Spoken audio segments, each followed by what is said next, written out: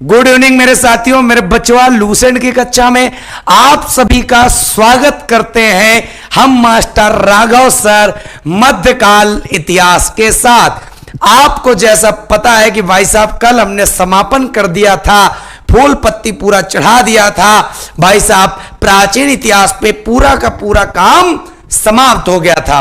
अब प्राचीन इतिहास पे जो मुलाकात होगी वो होगी 12 मई शाम 3 बजे मैराथन कक्षा के साथ, जिसमें 500 प्लस प्रश्नों का तांडव होगा, सिर्फ तांडव। ठीक है, 8 घंटे का मैराथन होगा और कुछ नहीं होगा। तो भाई साहब जिसका था इंतजार कि सब्जेक्ट कब बढ़ेगा, तो भाई साहब आज से स्टार्ट हो गया दूसरा सब्जेक्ट, प्राचीन इतिहास काम खत्म, मध्यकाल इतिहास शुरू, जिसमें मध्यकाल में यूनिट नंबर है 25 और जिसको कहते हैं भारत पर अरबों का आक्रमण। मध्यकाल इतिहास लूसेंट की चालू की जाए। ठीक है, सभी लोग कॉपी पेन निकाल के बैठ जाओ और सभी बच्चों से बस इतना कहना चाहते हैं, एक बार चिरैया वाली बटन दबाओ, लाइक कह दो, शेयर कह दो, और जौन बच्चा चैनल सब्सक्राइब ना करे हुए उसका तुरंत सब्सक्राइब कर लो, जय मां जब हमा आतंक आवे खट से तुम्हारे पास गिरे। ठीक, तो सभी बच्चे जिन्होंने प्राचीन इतिहास नहीं देखी जाके देख लेना मेरे बच्चों, वरना तुम बहुत पीछे हो जाओगे। और अगर प्राचीन इतिहास देख लोगे तो 12 मई को अमृतसर के जन्म दिवस पे केक काटने पे मजा दूना रहेगा। और जैसा वादा है वादा पूरा निभाना। 12 मई को 1000 बच्चे लाइव आने चाहिए, 500 प्लस प्रश्नों की मैराथन, झूमेगी, नाचेंगे, गाएंगे। ठीक है, बहुत बढ़िया। सुमित पटेल सासाराम की धरती से प्रणाम बेटा, प्रणाम। और हां, सभी हमारे छोटे भाई बहनों को बहुत सारा प्यार, बड़े भाई बहनों को, बुजुर्ग लोगों को और माता पिता को हमारा एक प्रकार से प्रणाम स्वीकार करें और अपना आशीर्वाद प्रदान करें कि अब प्राचीन इतिहास के बाद यह मास्टर राघव सर जो आपको मध्यकाल इतिहास का दर्शन कराने जा रहा है, मध्यकाल इतिहास एक लय में पढ़ाने जा रहा है, वो सभी माता पिता सबका आशीर्वाद चाहिए और सभी बच्चों के माता पिता से भी। ठीक है, चलिए अब हम लोग आगे बढ़ते हैं, कक्षा को प्रारंभ करते हैं, शुरू किया जाए। ठीक है, चलो बहुत बढ़िया। अंजलि, अर्जुन, बसंत राज, अंजलि सिंधे, हिमांशी, अभिराज, नीरज, रेखा यादव, श्याम सुंदर, रंजीत, रश्मि, केंद्र, पीसी क्लासेस, प्रीति, सभी बच्चों को शुभ संध्या। ठीक है, चलो बहुत बढ़िया। हाँ अच्छा, शेयर कर रहे हो, करते रहो करते रहो, जैसे होता नहीं, धोते रहो धोते रहो धोते रहो, मतलब हाथ, क्योंकि कोरोना काल चल रहा है, उसी प्रकार शेयर करते रहो। लूसेंट की गूंज बहुत दूर तक जानी चाहिए, पास में ये गूंज अगर रह गई तो बहुत बच्चे ऐसे ही रह जाएंगे जो केवल इधर उधर के चक्कर में भटक रहे होंगे। ठीक है, चलो बहुत बढ़िया, जबरदस्त, शुरू किया जाए। बिल्कुल, अच्छा, मजेदार, जहर। चलो शुरू करते हैं भाई साहब। भारत पर अरबों का आक्रमण। तो भारत पे अरबों के आक्रमण से पहले देखो, आज तुमको बहुत अच्छी स्टोरी पता चल जाएगी और एक एक प्रश्न तुम्हारे दिमाग में बैठेगा। टॉपिक का नाम क्या है? सिंध पर विजय। सिंध पर विजय, सिंध पर विजय कह लो, बात वही है, सिंध पर विजय। ठीक है, मतलब भारत पर अरबों का आक्रमण। शुरू करते हैं एक तांडव के साथ, जबरदस्त अंदाज में। तो भाई साहब सिंध क्या मामला, मामला क्या है, तो बात समझो बहुत ध्यान से।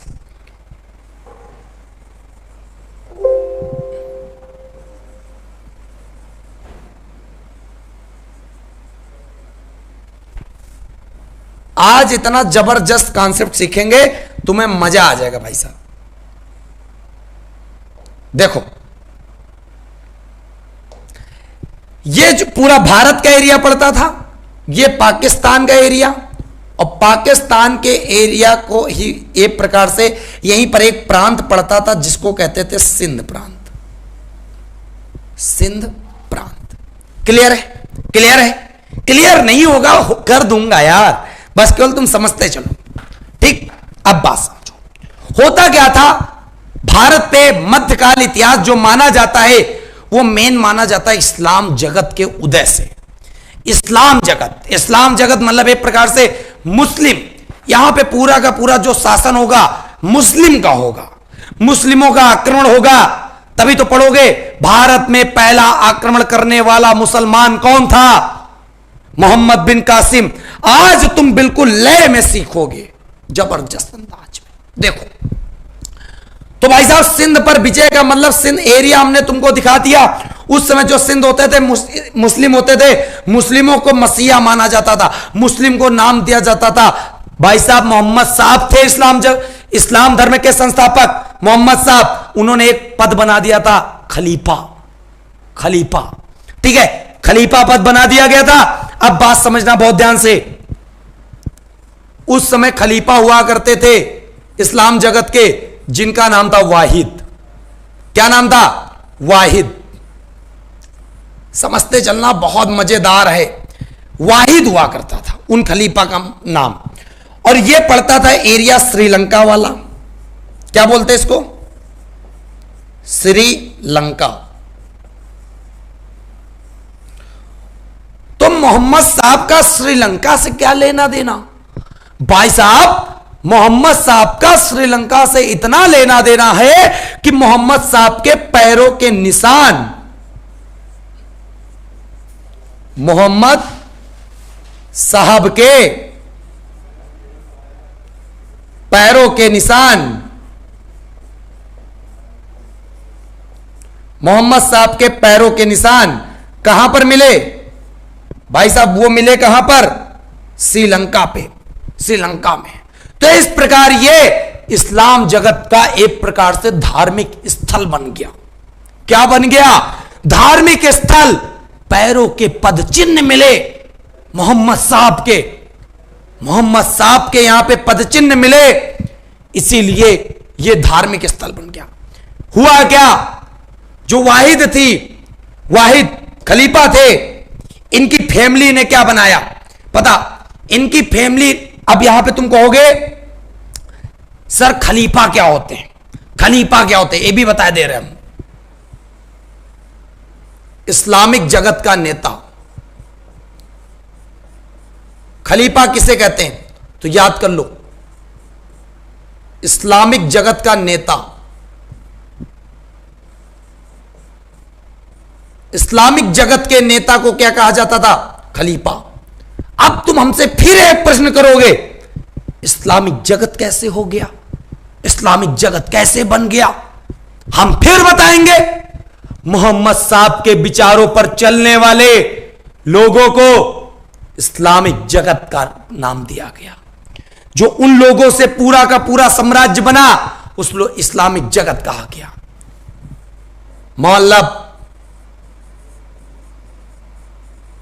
मोहम्मद साहब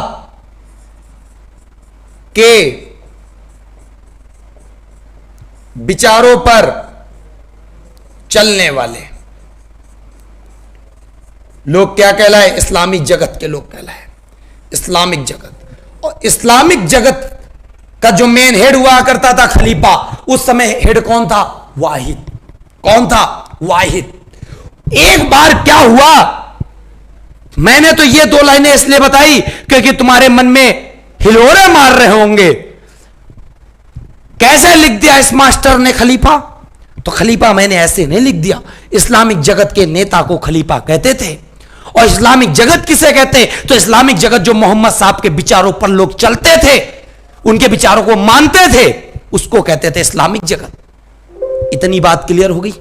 इतनी बात क्लियर हो गई? चलो अनूप जी, पढ़ना हो पढ़, वरना चला जा। अगर ये तू कह रहा है कि जो पेपर में आया वो पढ़ाओ, क्या पढ़ा रहे हो? भाई साहब तुम मत पढ़ो, तुम जाओ घर। ठीक है, मुझे उन बच्चों को पढ़ाने दो जिनका पेपर में प्रश्न आएगा। केवल सिंध विजय केवल रट के चला आता है तू। भारत पे मुस्लिम आक्रमण किसने किया बस इतना पता है, लेकिन कभी ये नहीं पता करने की कोशिश की क्या भाई साहब मैं यहां से वहां पढ़ाना चाहता हूं, तू मत पढ़, तुझे क्यों तकलीफ हो रही इतनी?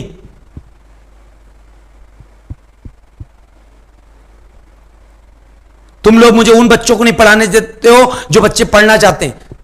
आदत बिगड़ गई है ना यूट्यूब से तुम लोगों की। यूट्यूब में one liner one liner one liner पढ़ पढ़ के इसका ये, तभी तो कंफ्यूज रहते हो जीवन भर।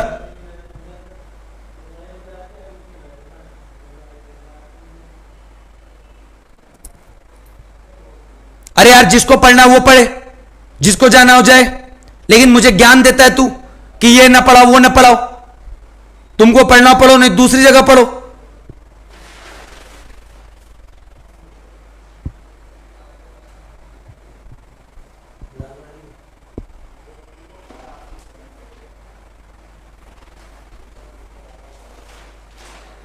चलो क्लियर। जितने बच्चे देख रहे हैं भाई साहब उनको समझने दो, ठीक है। मैं एक एक मेहनत कर करके चीजों को कलेक्ट कर रहा हूं, पढ़ा रहा हूं यार, मेहनत करता हूं। तुमको ऐसा लगता है मजाक कर रहे हो। लूसेंट में तो 4 लाइनों में खत्म हो गया। आज मैं पूरा समझाना चाहता हूं कि पूरा का पूरा बता दूं लूसेंट वाइज।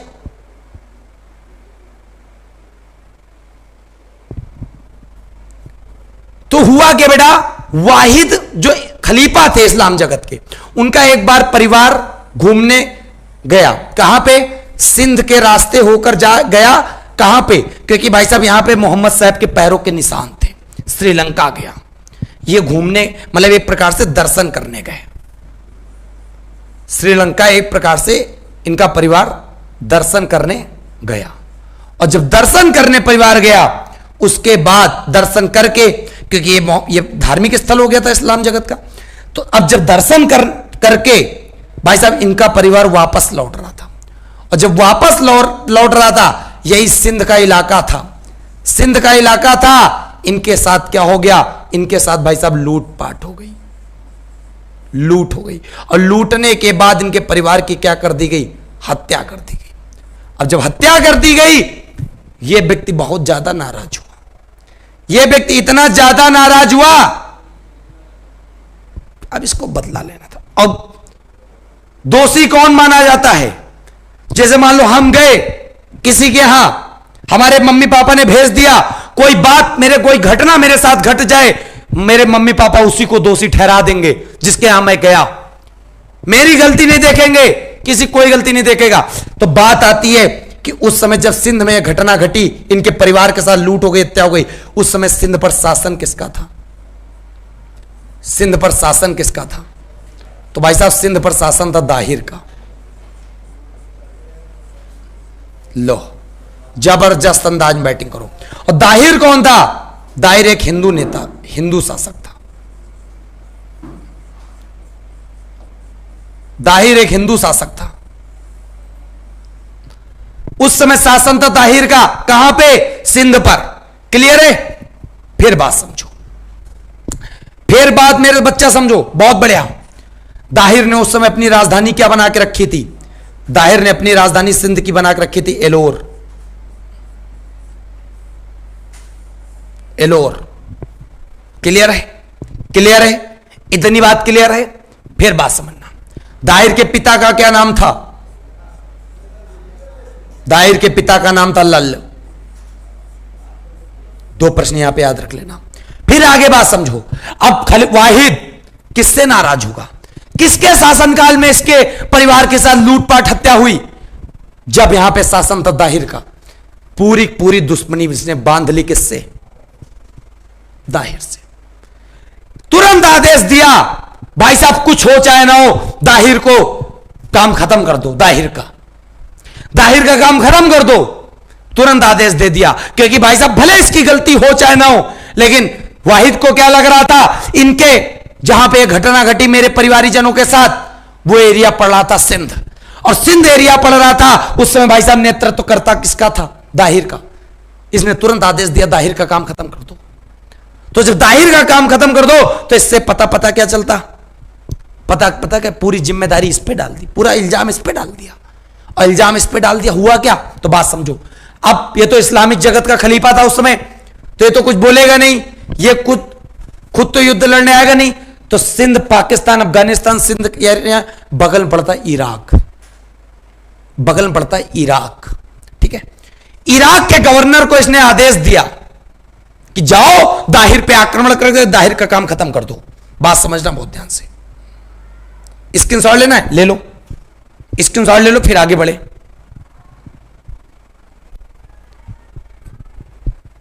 ले लिया, बहुत बढ़िया।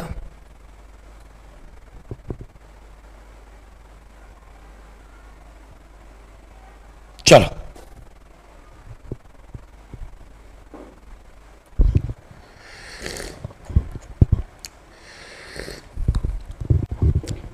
अरे मौसमी बेटा, पहले वाला प्राचीन भारत में क्या नहीं हुआ, फिर इल्जाम लगाना चालू कर दिया फालतू का तुम लोग।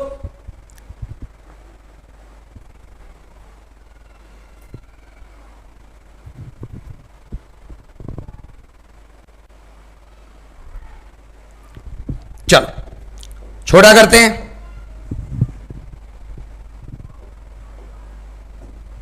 इधर भेज देते हैं। अब बात समझो क्या हुआ। वाहिद ने आदेश दिया किसको? उस समय इराक का गवर्नर, इराक बगल में पड़ता था देश, इराक के गवर्नर को आदेश दिया कि दाहिर को समाप्त करना है। उस समय इराक का गवर्नर कौन था? अल हज्जाज। अल हज्जाज, अल हज्जाज तो आक्रमण करेगा नहीं सिंध पे, क्योंकि वो कई बार सिंध में आक्रमण कर चुका था, लेकिन सफल नहीं हो पाया। जब सफल नहीं हो पाया तो इसने सोचा कि भाई साहब अब दूसरे व्यक्ति को हम भेजते हैं। तो जो अल हज्जाज था, तो अल हज्जाज ने अपने छोटे दामाद, सबसे छोटे दामाद, जिनका नाम था मोहम्मद बिन कासिम, मोहम्मद बिन कासिम, भाई साहब सबसे छोटे दामाद किसके? अल हज्जाज के। सबसे छोटे दामाद मोहम्मद बिन कासिम को कहते हैं कि भाई साहब जाओ, सिंध पर आक्रमण करो और दाहिर के खिलाफ विजय हासिल करो। और जिस समय यह आक्रमण मारता है वो सन कहलाता है 712 ईस्वी होता है। 712 ईस्वी होता है। और सबसे बड़ी बात मैं तुमको बता दूं, उस समय मात्र मोहम्मद बिन कासिम की जो एज होती है, एज होती है 17 साल। एज होती है मात्र 17 साल। और भाई साहब आक्रमण मार देता। और जब आक्रमण मार देता है मोहम्मद बिन कासिम 712 ईस्वी में, 712 ईस्वी में आक्रमण कर देता। उस समय सिंध का शासक था जिसका नाम था दाहिर। दाहिर की राजधानी थी एलोर। क्लियर है? क्लियर है? एक एक टर्म ना समझ में आया तो बताना, तुम एक एक टर्म ना समझ में आया तो बताना, पूरा ऐसे कैसे घुमा दूंगा। मजा आ रहा है? बहुत बढ़िया। सभी बच्चों को समझ में आ रहा? हाँ। जब 712 ईस्वी में आक्रमण मारता है तो भाई साहब इसी को सिंध पर आक्रमण कहते हैं। और इसी को तो कहते हैं 712 में ईस्वी में जिसको कहते हैं रावर का युद्ध। रावर का युद्ध, तो रावर का युद्ध इसी को बोलते हैं जो 712 ईस्वी में लड़ा गया। भाई साहब यहां पे मोहम्मद बिन कासिम इसीलिए तो कहलाता है भारत पर आक्रमण करने वाला पहला मुसलमान। भारत पर आक्रमण करने वाला पहला मुसलमान कौन? मोहम्मद बिन कासिम। भाई साहब मोहम्मद बिन कासिम की तो कोई दुश्मनी नहीं, सिर्फ इनकी बेटी को क्या किया था? बेहे था, शादी किए पड़ा था। और शादी के चक्कर में अपने ससुर की बात मानकर चला गया आक्रमण करने और सिंध पर जाकर आक्रमण कर दिया। तो कहा तुम आक्रमण करके जीत के लाओ, हम तुम्हें धन धान्य कर देंगे। ठीक है। अब यहीं पे एक प्रश्न बनता है जो बहुत प्यारा प्रश्न बनता है। क्या बनता है? तो याद रखिएगा, याद रखिएगा, दाहिर की एक पत्नी थी जो इसी युद्ध के दौरान क्या कर लेती हैं? हत्या कर लेती हैं। उनका नाम क्या था? तो याद रखिएगा, दाहिर की उन पत्नी का नाम था रानी बाई। Rani by. पेपर में प्रश्न बनता है कि जब सिंध पर आक्रमण होता है या रावर का युद्ध होता है 712 ईस्वी में, तब दाहिर की पत्नी वो कौन सी थी जो अपनी हत्या कर लेती हैं, खुद ही हत्या कर लेती हैं? तो भाई साहब हत्या कर लेती हैं, उनका नाम था रानी बाई। क्या नाम था? रानी बाई। क्लियर? फिर बात समझना बहुत ध्यान से। मोहम्मद बिन कासिम ही था जिसने भारत पर पहला आक्रमण किया, तभी वो कहलाया भारत पर आक्रमण करने वाला पहला मुसलमान, मुस्लिम आक्रमणकारी मोहम्मद बिन कासिम। और जब सिंध पर आक्रमण करता है तो उस समय हुआ करता था कौन? दाहिर। और दाहिर की राजधानी थी एलोर। और भाई साहब दाहिर के पिता का नाम था लल। क्लियर हो गई बात? कौन सी पत्नी थी जिन्होंने अपनी हत्या कर ली थी? इस युद्ध से ज्यादा दुखी होकर इन्होंने हत्या अपने आप कर ली। उनका नाम था रानी बाई। Rani by. इतनी बात उम्मीद करते दिमाग में।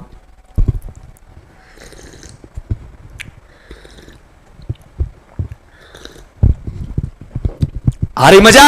बहुत बढ़िया, लाइक ठोक देना। सच में दिल से मजा आ रही हो ना, इस मास्टर के लिए लाइक ठोक देना, ठीक है? अभी समझना तुम्हें, तो आज तो तुम्हें समझ में आएंगी चीजें क्या होती हैं, ठीक है? और जब इसमें आक्रमण किया भाई साहब, एक पेपर में प्रश्न आता, जब मोहम्मद बिन कासिम ने आक्रमण किया भारत में, तो भारत का कौन सा बंदरगाह अपने अंडर में कर लिया? तो उस बंदरगाह का नाम था देवल। देवल बंदरगाह। देवल बंदरगाह पर भी अधिकार कर लिया। किसने कर लिया? मोहम्मद बिन कासिम ने कर लिया। क्लियर हो गई बात? इतनी बात उम्मीद करते समझ में आ गई होगी। बिल्कुल जबरदस्त अंदाज में, बहुत बढ़िया। सर आप पढ़ाते एवन हो लेकिन ओवर एक्टिंग करते हो। अरे मेरा लाल पूत अभिनेता लग रहे हैं कि तुमका कहूं कि सर्कस दिखावे वाले जादूगर लाग रहे ना, मास्टर हैं और पढ़ा रहे हैं। हमारी इस भाषा है, अवधी भाषा है, तुम्हारे समझ में आवे पढ़ो, नहीं तो घर में बैठो, है कि नहीं? चलो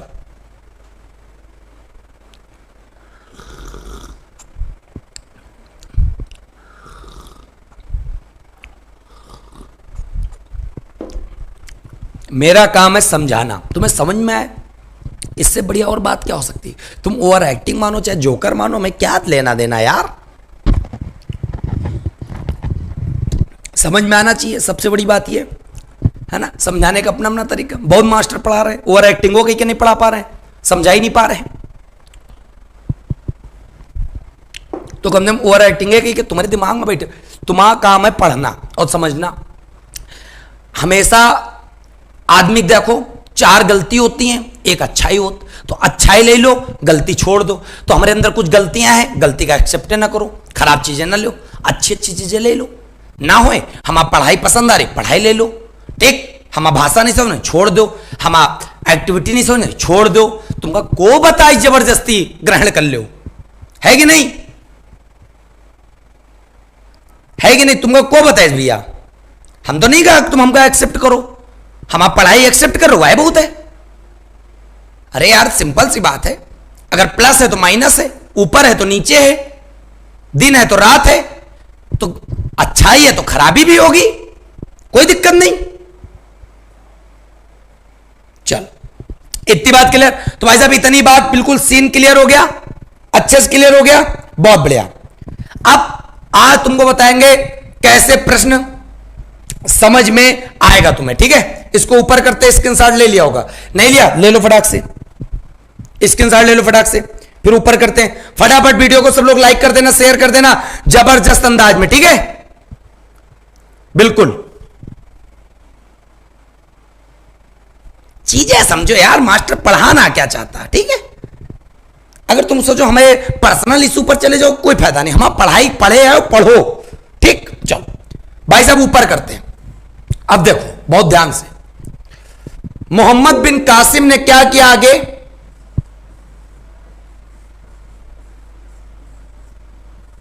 मोहम्मद बिन कासिम ने आगे क्या किया? तो समझते रहना, बहुत अच्छे अच्छे प्रश्न मिलेंगे आपको।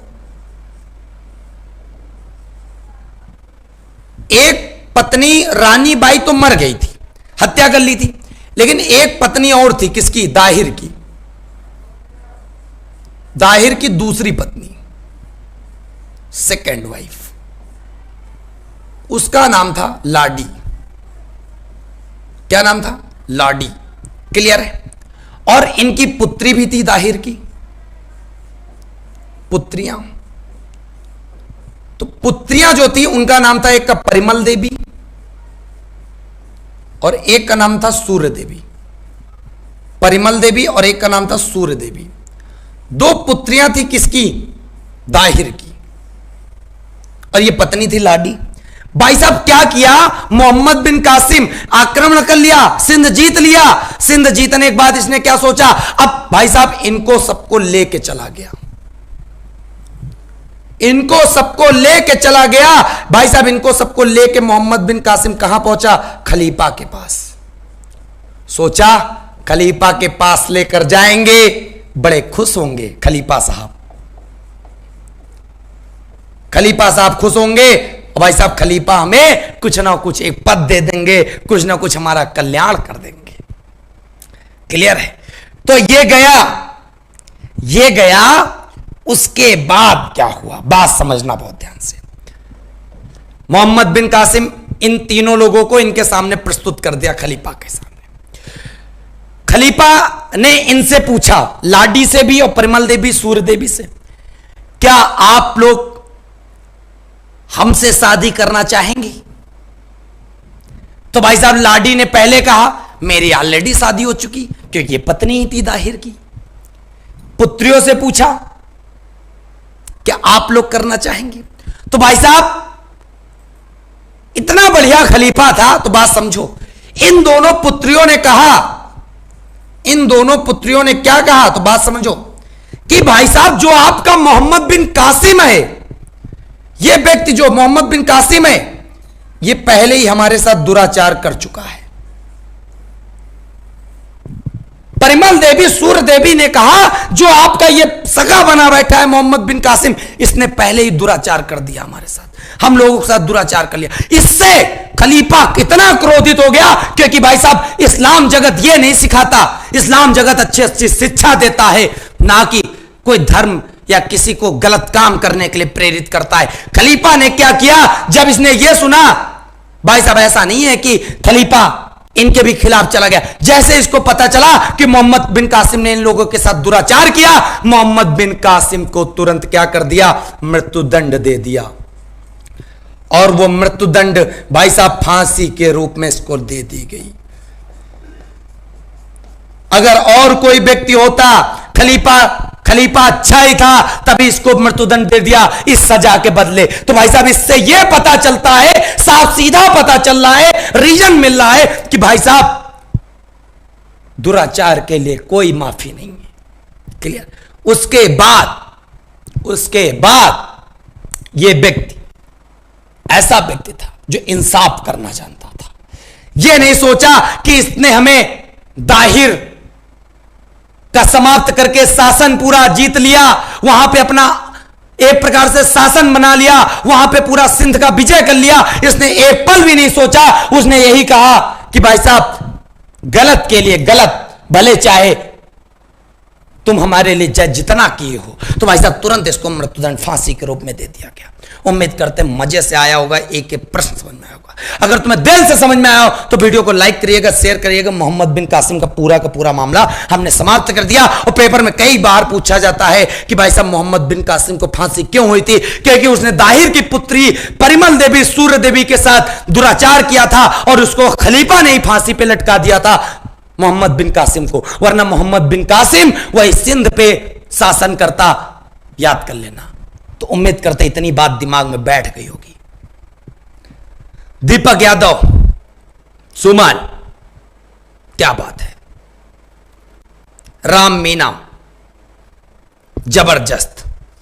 हां जबरदस्त समझ में आ रहा है ना भाई? दिल से लाइक करना, दिल से शेयर करना। और 12 मई शाम 3 बजे भूलना मत तांडव देखने के लिए। प्राचीन इतिहास का 8 घंटे की मैराथन। कितने घंटे की? 8 घंटे की। शाम 3 बजे से नेटवर्क पूरा रख के रखना। मैंने 2-2 नेट लगवा लिए, डिस्टर्ब नहीं होना चाहिए, क्योंकि भाई साहब तांडव करेंगे, तांडव। चलो इतनी बात समझ में आ गई होगी, उम्मीद करते हैं। जबरदस्त। हां अरे यार लाइक की संख्या में क्यों कमी करे हो? क्या समझ में नहीं आ रहा हमारा पढ़ाया हुआ? हां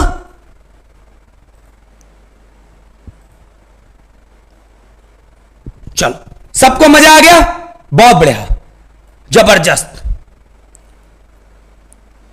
आकाश जी कह रहे हैं पहले पता लगाना चाहिए था दोषी है कि नहीं। भाई साहब उनसे मैं पूछ के आऊंगा पिछले जन्म में दोषी था कि नहीं था। ऐसी बात करते हो, इतिहास पढ़ रहे हो, ना कि जज बन के हमको सजा दें। और सब लोग फिनिक्स एकेडमी जब खोलते हो, गुरुओं की अगर लीला देखनी हो, हमारा गुस्सा देखना हो, तो गुरु लीला को सब्सक्राइब कर लेना। गुरु लीला चैनल है, वहां पे गुस्सा भी देखने को मिल जाएगा तुम्हें।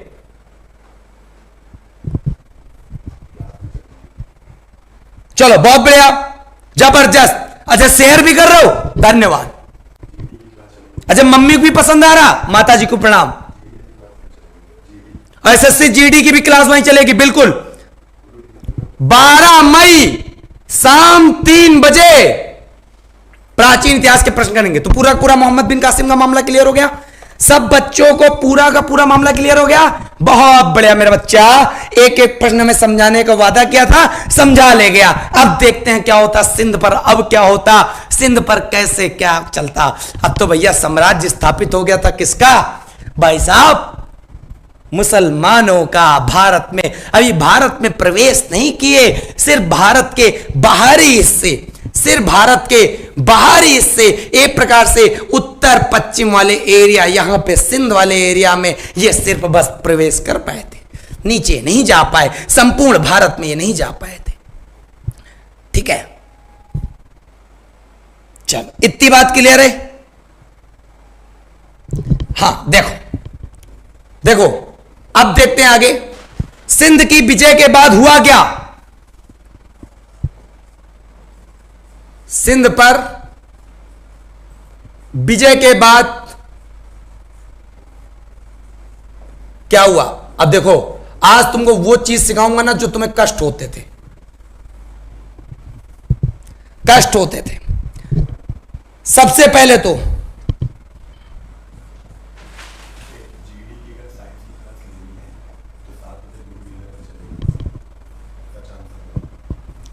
इस्लाम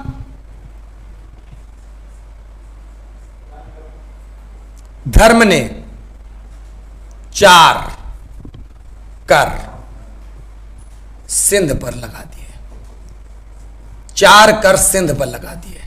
याद कर लो, पेपर में ये जबरदस्त आते हैं भाई साहब। अभी तक का तुम लोग पढ़े होगे ऊपर ऊपर, आज तुमको पता चला असली में जीएस है क्या, जीएस पढ़ते कैसे हैं।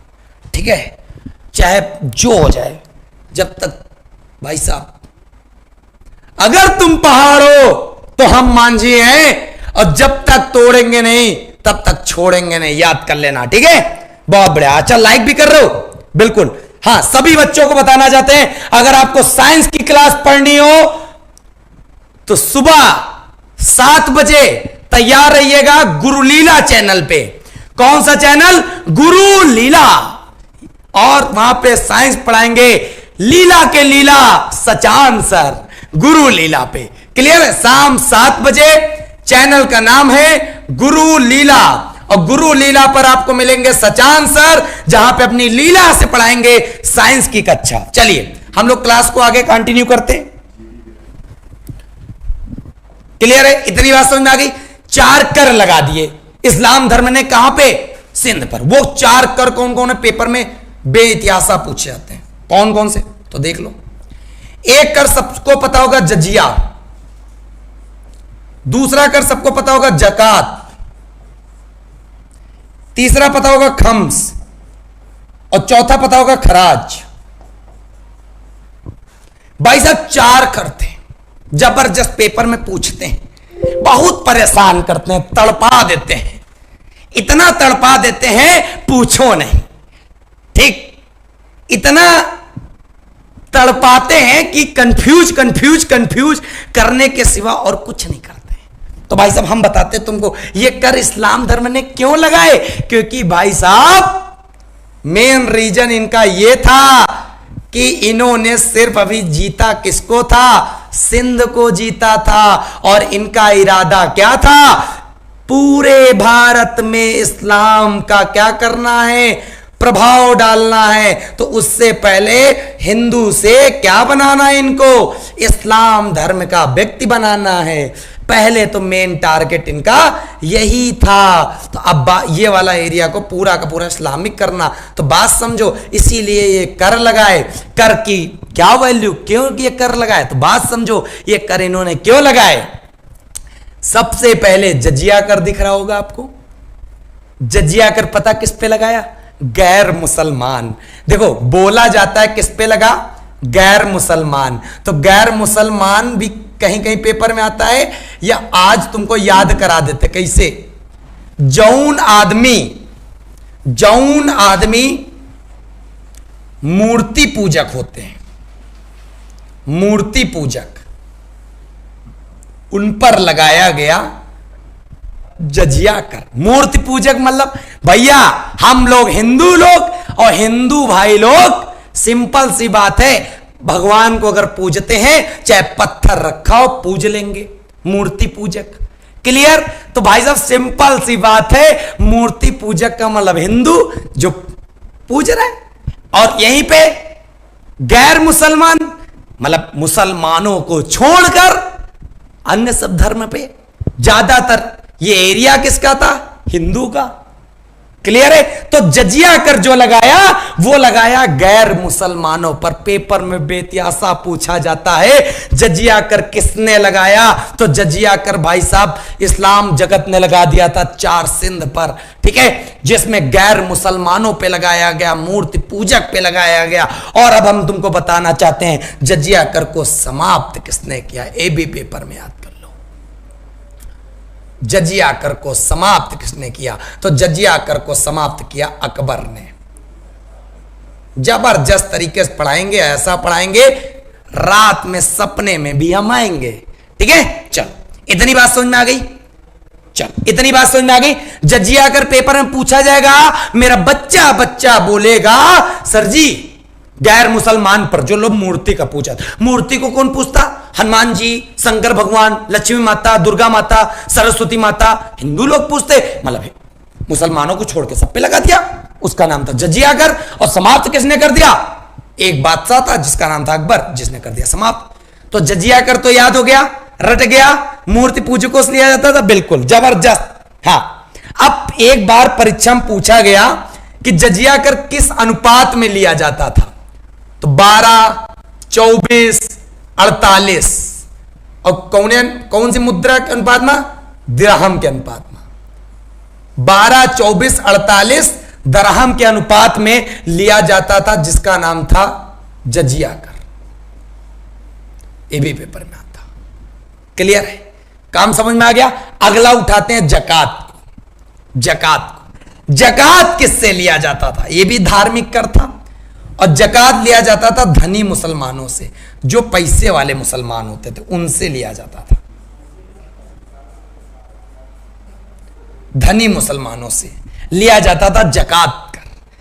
ठीक, क्लियर हो गई बात। अब बात समझना, जजिया कर में छूट भी दी गई, किसको किसको दी गई।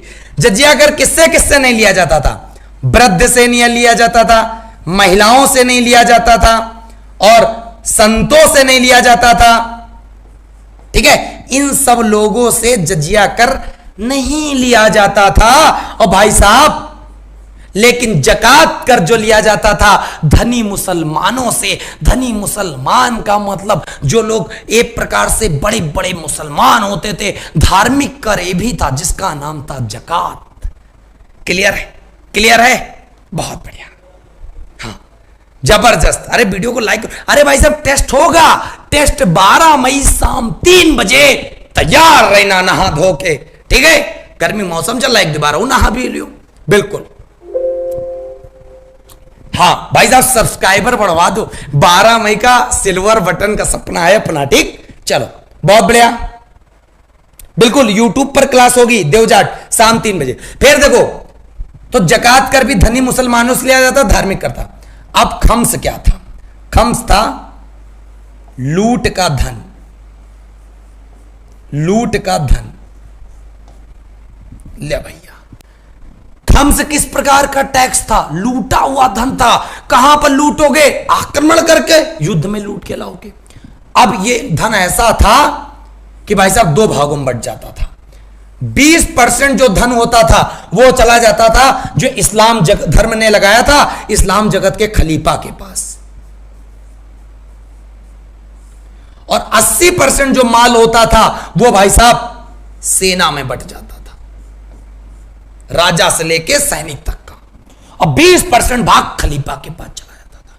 तो खम्स भी हमें रट गया, खम्स भी हमें रट गया। युद्ध में लूटा हुआ धन को ही क्या कहते थे? खम्स कहते थे। क्लियर है? बहुत बढ़िया। गुरु लीला का लिंक दे दो भाई साहब, चैनल के डिस्क्रिप्शन बॉक्स में लिंक है गुरु लीला का, ठीक?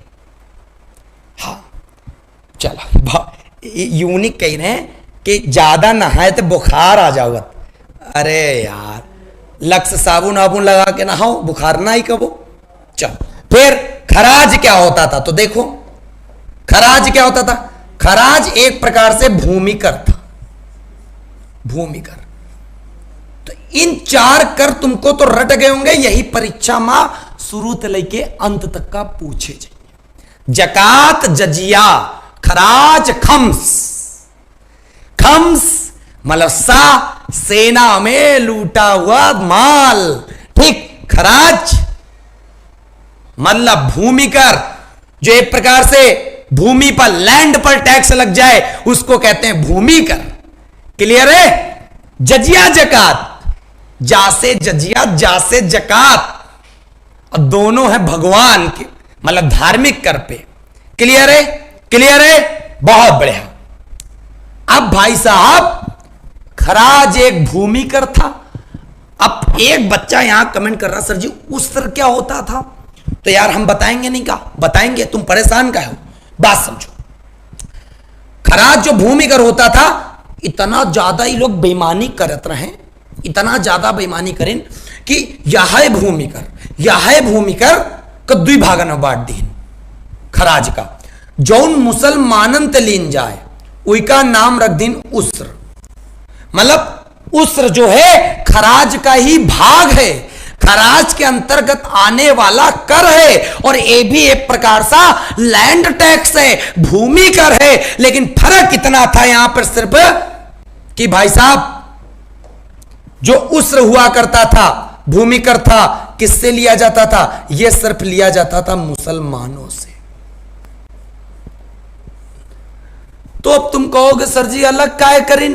अलग ही के पीछे करें। अगर 100 रुपया बने और मुसलमानन ते लीनगा उस्र, तो भाई साहब वो 100 का आधा लीन जाई, मतलब हाफ। क्लियर? लेकिन यह है खराज अगर हिंदू ते ले लीनगा, पूरे 100 के 100 उड़ा देते रहे।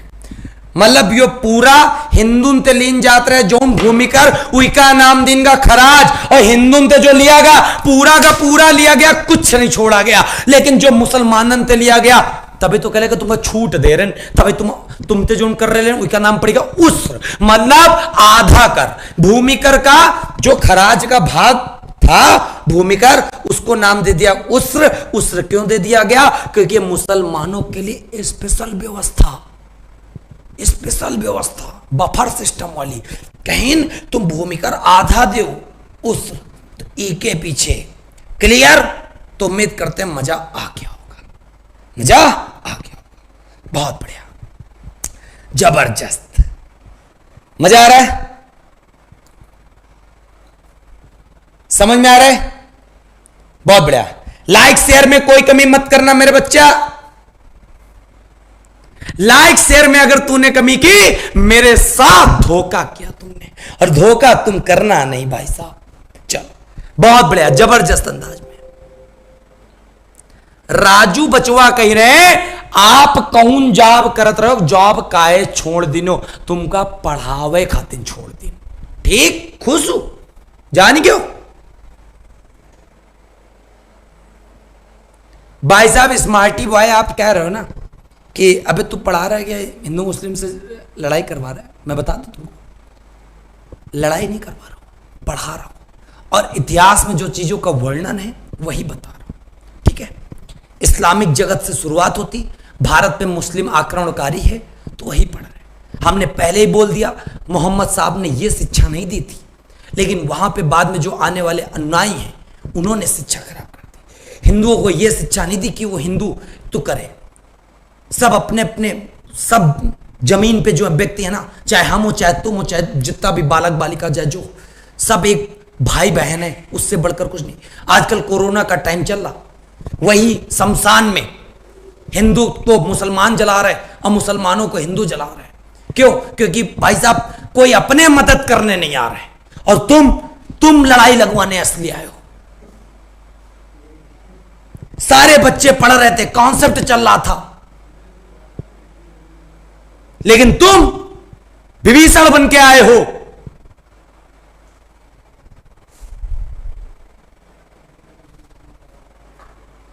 यार पढ़ाने आया हूं, जो कॉन्सेप्ट होगा वही तो बताएंगे। अब जैसे यहां पे उसर करा गया, क्या ना पढ़ाऊं, जजिया आ गया ना पढ़ाऊं, खम्स आ गया ना पढ़ाऊं, इस तरह तो हो गया, मास्टर बेकार हो गया। मास्टर कोई धर्म का नहीं होता, याद कर लेना। मास्टर जो है एक इंसान होता है, बस उसको पढ़ाना एक काम होता है। क्यों? क्योंकि भाई साहब सब कुछ पढ़ाना उसे, हिंदू धर्म के बारे में पढ़ाना, शैव धर्म के बारे में पढ़ाना, वैष्णव भी, पारसी भी, यहूदी भी, इस्लाम भी, सारे धर्म पढ़ाने हैं। अभी सिखों के बारे में भी पढ़ाएंगे। तुम मास्टर पे अगर उंगली उठा के सोचते उसकी आवाज को दबाते, नहीं दबा पाओगे। हम ऐसे मास्टर नहीं है कि कॉन्सेप्ट को छोड़ देंगे। अगर हिंदुओं की बात आएगी तो हिंदू पे बताएंगे, सबका बताएंगे। हम किसी धर्म को मानते ही नहीं। धर्म को तो सब लोगों, तुम लोग बट गए हो। जो भारत की धरती पे वही अशफाक उल्लाह खां थे, वही खुदीराम बोस थे, वही भगत सिंह थे, जो साथ में स्वतंत्रता के नाम पे लड़ रहे थे।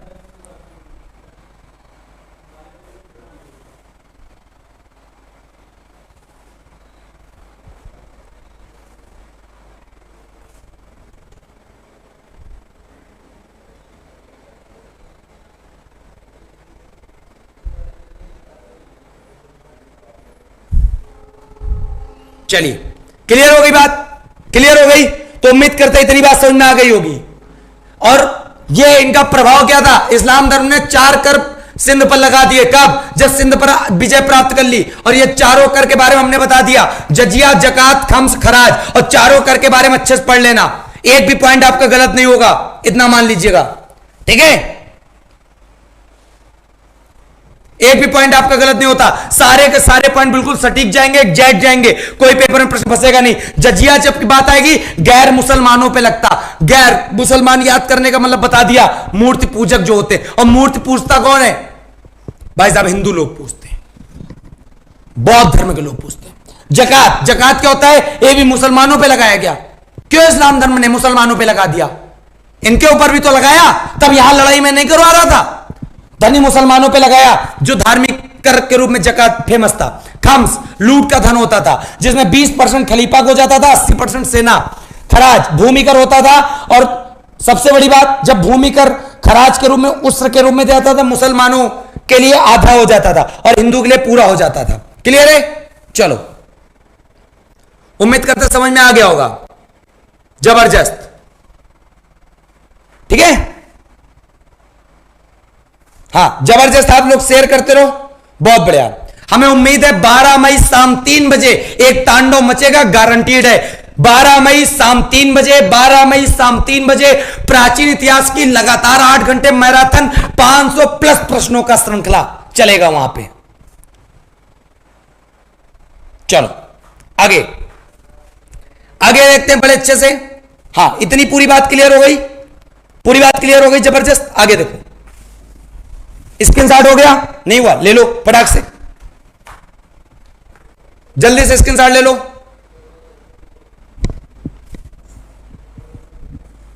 दूसरा पॉइंट इंपॉर्टेंट क्या है? सिंध की विजय के बाद दूसरा पॉइंट यह इंपॉर्टेंट है कि पाकिस्तान वाले एरिया में पड़ता था। यहां जो पाकिस्तान का एरिया पड़ेगा, ये पाकिस्तान के एरिया में पड़ता था एक शहर जिसका नाम है मुल्तान। मुल्तान, ठीक है? अब पेपर में प्रश्न आता है, क्या प्रश्न आता है तो याद रखिएगा बहुत अच्छे से। मुल्तान को क्या कहा गया? मुल्तान को इस्लामिक जगत के समय में क्या कहा गया? सोने का मंदिर। पेपर में एक बार नहीं 1000 बार प्रश्न आ चुका। सोने का मंदिर किसे कहते हैं? मुल्तान को। मुल्तान की जगह को क्या कहते थे? सोने का मंदिर। अब बात समझो बहुत ध्यान से। दूसरा पॉइंट का रीजन क्या था? बहुत ध्यान से। और मुल्तान में एक जगह पड़ती थी जिसको कहते थे महफूजा। महफूजा कहां पड़ती थी? मुल्तान में यह जगह पड़ती थी। और यह जगह क्यों थी? सुरक्षा के कारण थी। सुरक्षा के कारण सिंध में जो इस्लाम जगत ने आक्रमण किया था, इसको चुना था। इसलिए चुना था, बात समझो क्यों चुना था। यहां पे आपको पता है उस समय एक वंश आ गया था जिसका नाम था गुर्जर प्रतिहार। प्राचीन इतिहास पढ़ के आए हो। और गुर्जर प्रतिहार का संस्थापक जिसका नाम था वत्सराज। क्लियर है? तो गुर्जर प्रतिहार और पाकिस्तान मुल्तान। तो भाई साहब गुर्जर प्रतिहार लोग अब जागरूक हो गए, क्योंकि सिंध वाले जो लोग थे, जो मुसलमान थे, भारत को पूरा अपना बनाना चाहते थे, इधर आक्रमण कर रहे थे। लेकिन गुर्जर प्रतिहार इधर से आक्रमण मार रहा था। और जब इधर से आक्रमण मार रहा था ये, तो भाई साहब ये लोग सिंध जो इस्लामिक जगत के लोग थे, इस्लामिक जगत के लोग थे, ये यहां पर छुपे जा रहे थे। कहां छुपे जा रहे थे? मुल्तान में महफूजा नामक मंदिर में। ये सुरक्षा के कारण यहां पे छुप रहे थे। क्यों छुप रहे थे? क्योंकि गुर्जर प्रतिहार थे हिंदू। और जब भाई साहब कोई भी व्यक्ति मंदिर के पीछे छुप जाता है, मंदिर में छुप जाता है, तो हिंदू के अंदर एक संवेदनशीलता होती है। भाई साहब किसी का भी धर्म हो, अगर मान लो उसकी बात आ गई तो वो फिर अपने मंदिर पे आक्रमण नहीं मारेगा, मंदिर को नहीं तोड़ेगा। क्लियर है? तो इतनी बात समझ में आ गई तुम्हें। मुल्तान को सोने का मंदिर कहते थे, महफूजा सुरक्षा के कारण ये जगह का नाम था। तो दोनों प्रश्न क्लियर हो गए। क्योंकि महफूजा को इन लोगों ने, इस्लाम जगत के लोग इसलिए चुने थे क्योंकि यहां पे मंदिर पड़ता था, जो यहां पे ये लोग छिप जाते थे, क्योंकि ये लोग जब आक्रमण मारते थे तो इससे ये लोग बच लेते थे। क्लियर है? इतनी बात उम्मीद करते समझ में आ गया होगा। जॉब बहुत बढ़िया। हाँ, फिर आगे बात समझो बहुत ध्यान से। क्या समझोगे? बहुत ध्यान समझना भाई साहब। अब सबसे बड़ा प्रश्न आता है, सिंध विजय का उल्लेख, सिंध विजय का उल्लेख कहां पे मिलता है? सिंध विजय का उल्लेख कहां मिलता है? तो याद रखिएगा बहुत ध्यान से। एक पुस्तक का नाम है जिसका नाम है चचनामा। क्या नाम है? चचनामा। और पेपर में एक बार नहीं 1000 बार प्रश्न आई है कि भाई साहब चचनामा में क्या है? भारत पे जो अरबों का आक्रमण है, सिंध विजय का उल्लेख है, किस पुस्तक में मिलता है? उसका नाम है चचनामा। और चचनामा के लेखक कौन है?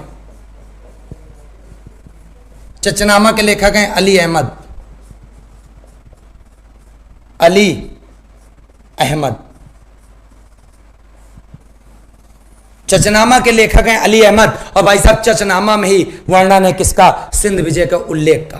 क्लियर है? सिंध विजय उल्लेख का वर्णन है कहां पर? चचनामा में। तो उम्मीद करते इतनी बात आराम से आपको समझ में आ गई होगी। और एक पुस्तक है सिंध विजय का उल्लेख के लिए, उस पुस्तक का नाम क्या है? तो याद रखिएगा, तबकात ए नासरी। तबकात ए नासरी। और तबकात ए नासरी किसकी पुस्तक है? तो याद रखिएगा इसके लेखक, बहुत बढ़िया पुस्तक है, इसके भी पेपर में प्रश्न आते हैं। ठीक है? इसके लेखक याद कर लो। एक एक प्रश्न ये मान लो बिल्कुल तुम्हारे दिमाग में बिल्कुल हम छाप के रख देंगे। ठीक है? मिनाज उद्दीन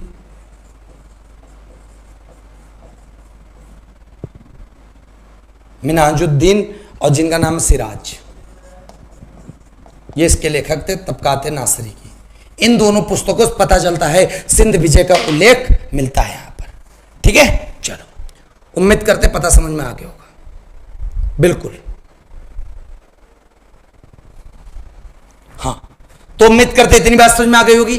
कल पढ़ेंगे भारत पर तुर्क आक्रमण, और तुर्क आक्रमण जहां पे महमूद गजनवी और मोहम्मद गौरी के बारे में हम लोग पढ़ेंगे। ठीक है?